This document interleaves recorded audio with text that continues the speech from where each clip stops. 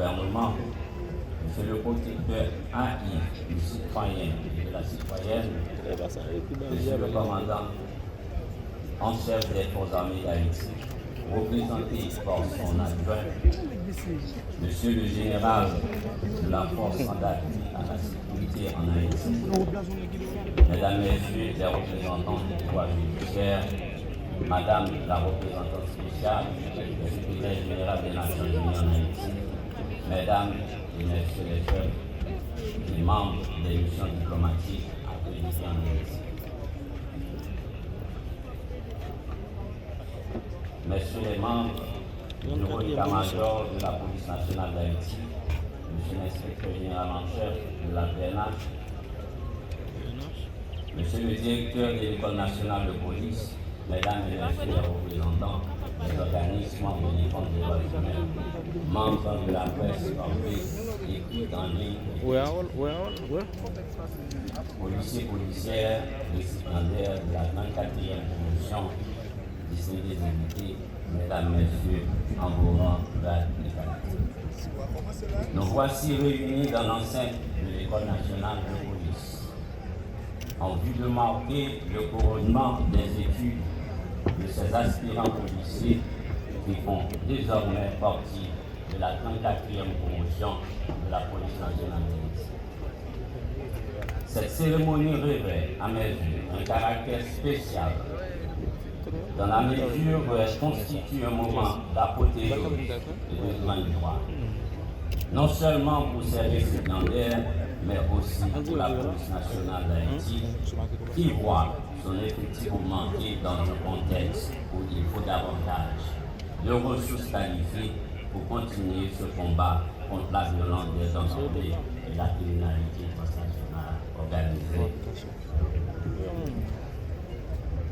En effet, toute cérémonie de graduation représente un aboutissement du devoir accompli et ne peut qu'inspirer de la fierté à ceux qui y ont droit. C'est à juste titre que cette promotion a été baptisée Vertière. Cette référence à Vertière est ingénieuse, à mes yeux, dans la mesure où elle renvoie à une date charnière de notre histoire de peuple, date de la bataille décisive de la fondation de notre nation. Ce thème garde toute sa fraîcheur dans un contexte où il nous faut effectivement puiser dans le livre de l'histoire, nous inspirant de la bravoure de nos aïeux. Vous aurez compris, chers récipiendaires, la lourde responsabilité qui est votre en tant que policiers et policières. Je vous rappelle que vous faites désormais partie d'un corps hiérarchisé, armé et régi par la déontologie du métier et le respect de la hiérarchie comme vertu cardinale. N'oubliez jamais, n'oubliez jamais. Il va de soi que vous avez déjà devant vous des dévanciers de tout grade confondus sur lesquels il vous faudra vous modeler pour vous acquitter de votre mission sacramentelle qui est protéger et servir. Cette citation de Karl Marx illustre avec éloquence cette réalité. Ce n'est pas la conscience qui détermine la vie, mais c'est la vie qui détermine la conscience. C'est dans ce sens que je vous exhorte à ne jamais perdre de vue la mission qui nous attend, celle de donner forte à une population souffrante qui ne rêve que de pouvoir circuler librement en toute sécurité sur tout l'étendue du territoire national. Mesdames, Messieurs, chers récipiendaires, l'institution policière s'estime heureuse et fière de vous accueillir dans ses rangs. Alors, tant en mon nom propre qu'en celui du recommandement de la police nationale d'Haïti, je vous présente mes sincères et vives félicitations.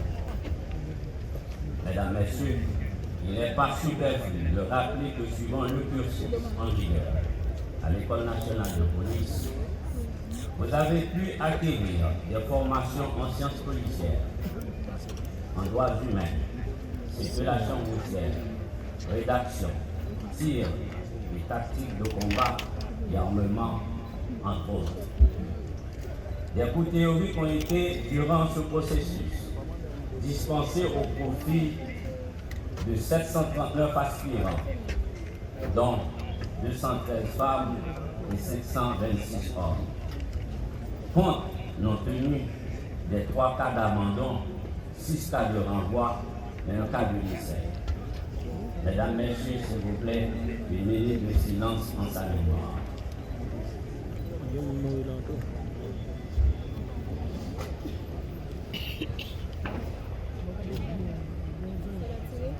Merci. Non. Feu d'artifice. Mesdames, Messieurs, distingués invités, la vie est une épreuve passée et elle nécessite de s'adapter à chacune des étapes de son évolution en vue de les transcender. Et Rousseau, dans son 4e livre de l'Émile, nous invite à être sans pitié pour les criminels candidats. Les coupables qui se disent forcés au crime sont aussi menteurs que les gens. Comment ne voit-il point que la faiblesse dont ils se plaignent est leur propre ouvrage? De leur première dégradation vient de leur volonté qu'à force de pouvoir céder à leur tentation. Ils leur cèdent enfin malgré eux et les rendent irrésistibles et dépendent d'eux de ne pas le devenir. Fin de citation. Mesdames, Messieurs, il est un jugement, et même le plus humble des hommes ne peut ignorer. C'est que tout homme est appelé à faire de sa vie une œuvre d'art, à travailler sur soi, jusqu'à dépasser ses limites. Chers adieux, dans ce contexte si particulier, il est une obligation que votre engagement à la cause de la sécurité soit total et entier. C'est à cette seule condition que Vertière, nom de votre promotion, prendra toute sa valeur et toute sa signification. Je vous en fais l'exhortation afin de vous positionner favorablement par rapport à ce relieu de la geste d'antan devant se renouveler, et ceci passe indubitablement par l'intériorisation des valeurs cardinales que ont guidé nos pères.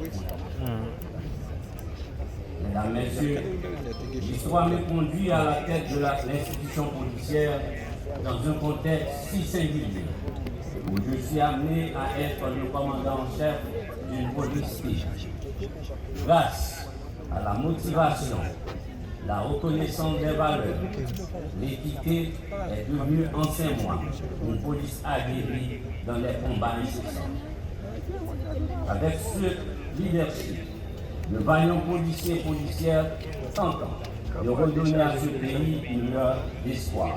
Je tiens à leur exprimer ma profonde admiration et bravo pour votre héroïsme et vos engagements sur les 15 fronts de l'Ouest et de la Tyrol. Chers récipiendaires, s'agissant de vous, ce mot du philosophe s'applique à merveille. Le voyage du milieu commence toujours par un premier pas. Et cette pensée résonne à travers le temps, car tout alpiniste voulant gravir l'Himalaya doit faire un premier pas. Sans oublier le bouclier de la foi et le casque du guerrier pour le salut d'Haïti et l'engagement quotidien aux côtés de la population haïtienne pour l'éradication de cette violence aveugle en nous. Mesdames, Messieurs, en ce sens, la formation révèle l'aptitude, le terrain révèle la compétence. Tout ceci pour vous rappeler que par-dessus de toute l'efficacité sur le terrain est la résultante de la compétence de cette capacité d'action à une foule de situations que l'on parvient à maîtriser tant par les connaissances et la capacité de les mobiliser à bon escient. En temps opportun, pour identifier et résoudre de vrais problèmes. Toutefois, vous ne devez jamais oublier